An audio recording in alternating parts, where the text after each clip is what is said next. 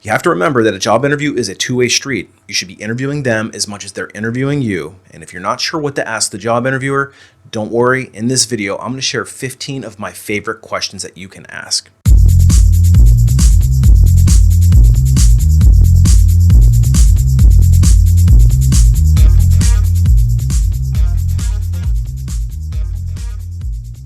As you've probably heard, asking questions in your interview shows a level of engagement and can impress the interviewer.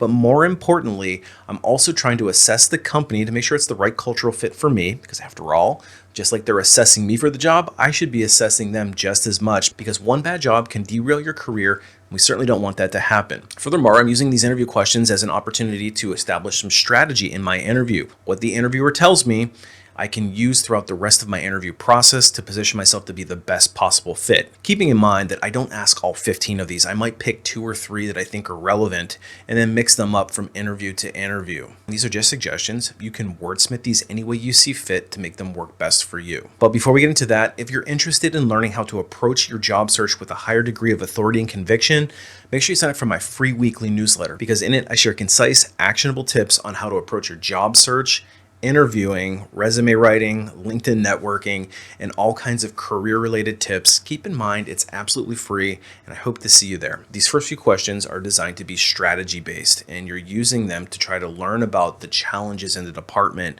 so that you can start to market yourself as a good fit. All right, so the first question that I like to ask, and I ask this one universally in all of my interviews, is why is the job open? Because this is the single most important question that I can ask in any interview. Because if I can determine why the position is open, it's going to give me a huge advantage to start to position myself to be the best possible fit. So in every interview, I ask the interviewer why the position is open.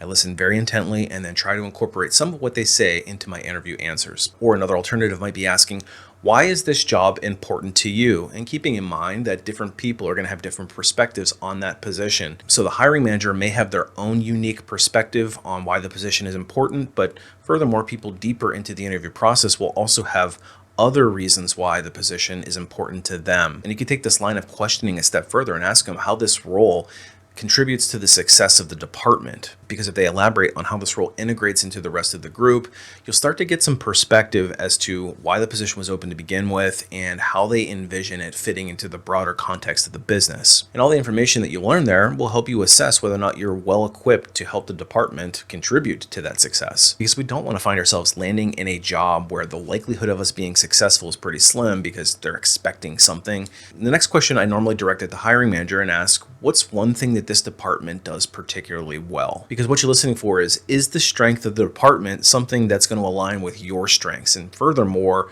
can you complement it and maybe fill in the gaps? Or an alternative way of asking this question, or potentially even a follow-up to the last question, is what about one thing that your department doesn't do well? Because if the hiring manager admits that they don't do a particular thing well, and you just so happen to be really good at that, it would be a great opportunity for you to market that you can help fill that gap for them and show them that you're a really great fit for the job. The next series of questions is designed to flush out whether or not there's long-term career growth in the role. And to start with, you have to be a strong performer in order to reasonably expect to get promoted. So we should try to learn what the hiring manager is expecting. So I'm going to ask that question. What do I need to do in the first year for you to give me and exceeds expectations on my first year performance appraisal? And what I'm looking for is what the hiring manager's expectations are for this position, and if they're even realistic. Because if their expectations are unreasonable, or even worse, they haven't thought through what their expectations are, it could set you up for failure in the first year if you're trying to meet impossible standards. So we want to make sure that the hiring manager has reasonable expectations for success. Now, you've asked the question, why is this position open? And let's just assume that the person got promoted and moved on to bigger and better things. They have left me a roadmap of success that I want to try to duplicate myself. So I'm going to ask the question, what about this person who was in this role before was so successful that they ended up getting promoted? Because I'm going to listen very carefully to what the hiring manager says and take some really dubious notes, because they're giving you a roadmap for how to duplicate that same thing yourself. And if the person wasn't successful, and let's just assume that the hiring manager discloses that, you may want to follow it up with the question, well, what competency or skill or experience are you missing that you would like this role to fulfill?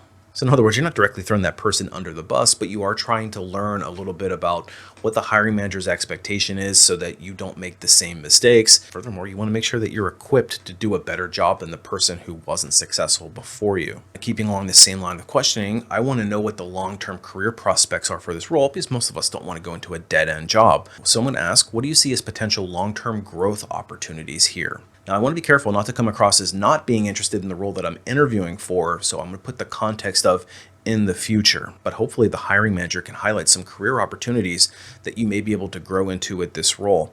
And if they can't, it's probably a red flag that you should be aware of. And if you want to hold the hiring manager's feet to a little bit of fire, you could ask in a tactful way, so tell me about the last person who got promoted in this group. And if the hiring manager looks at you and says, I've never actually promoted somebody before.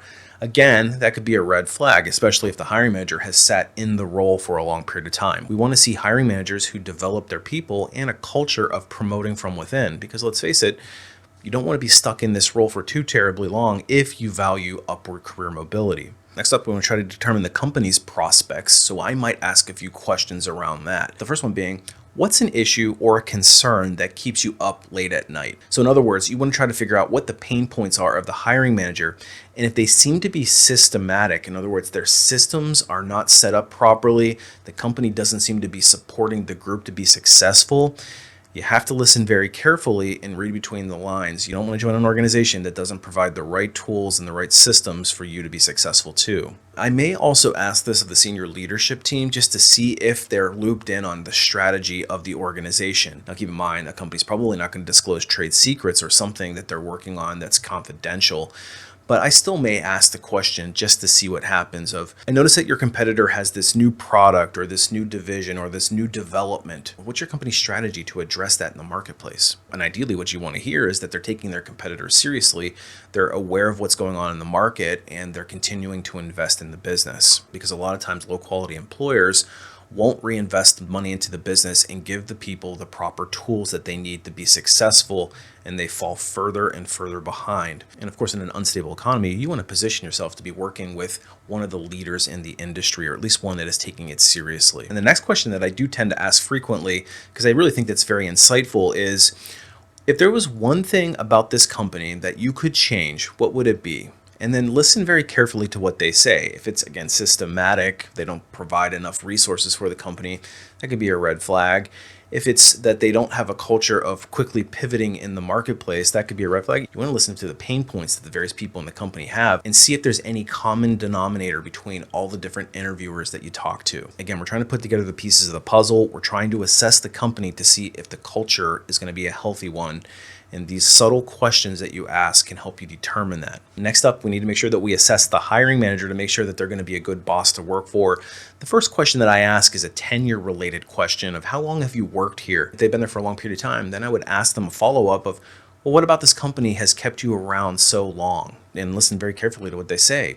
Is it a culture where they want people to stick around, that they value loyalty and tenure? On the flip side, if they're a relatively new hire themselves, maybe ask, what about this company got you to sign the dotted line too? Because their perspective may show you some interesting dynamic that you weren't aware of. And if they're still excited about the job, they're still excited about the company, maybe they can give you a little bit of insight into some of the big things that are kind of brewing behind the scenes. You may want to ask a little bit more of a challenging question for them, but certainly do it in a tactful way. Is, if I were to go out and ask the people in your department how you are as a leader, how would they describe you? And this question is designed to see how self-aware the boss is about their own leadership style and how they're perceived. And maybe you can glean what the work culture is like inside of that department. You maybe want to follow it up and actually talk to some of the people in that department before you sign the dotted line. Of course, we want to make sure that they're reasonable about what they're expecting for the role.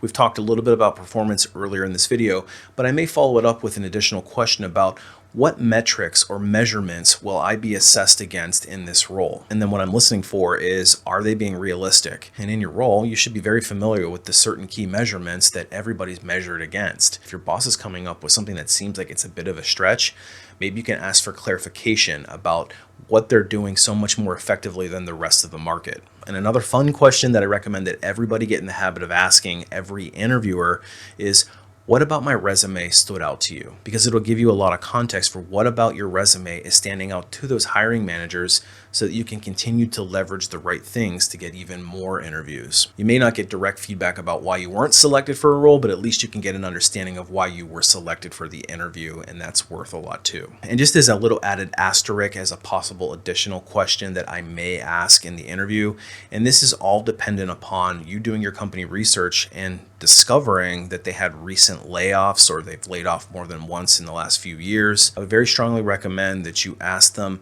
why they laid off in the past and what about the business is different today, and taking that even a step further, what commitments do you have that you wouldn't lay off people as a first option going forward? Because when the employer has demonstrated that they lack loyalty, that's a huge, huge red flag, and you should not be bashful about asking this question. Employers should be held accountable for poor decisions and knee-jerk reactions that affect their employees. I know oftentimes when we're desperately looking for a new job, we might gloss over some of the red flags just to get back to work. And I just implore you to think long and hard about your strategy and targeting those low quality employers. I just don't want to see you in another situation like that. Anyway, hopefully this was valuable for you. You may want to consider bookmarking this particular video for future interviews and doing your prep. And if you're somebody that's struggling with your interviewing, that's actually something that I specialize in. I've got a website called alifeafterlayoff.com, and it's loaded with tips and tricks, all from a recruiting insider's perspective. And I share some of my deepest and most intimate knowledge in the form of some training courses. And in the context of interviewing, my flagship course is called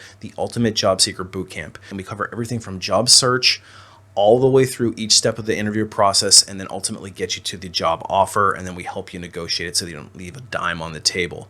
If you're looking for just the scaled down version though, and you only want the interviewing skills, I actually created another course, and it's my interviews essentials. It's called the 48-hour interview crash course. You can check both of those out. And if you're sitting there saying, well, that's great and all, but I don't even get any interviews, it's probably a resume issue. And if you feel like you're struggling with your resume, check out Resume Rocket Fuel, which teaches you exactly how to write a resume that's going to give you the best chance of getting phone calls back for those first round interviews. And if you do need some more personalized help, I do offer some limited private one-on-one coaching where we go through interview strategy, career coaching, and all that kind of stuff. And you can reach me through my website for that. Anyway, good luck on the interview. Make sure you ask those great questions, assess them as much as they're assessing you, and I know you'll do great.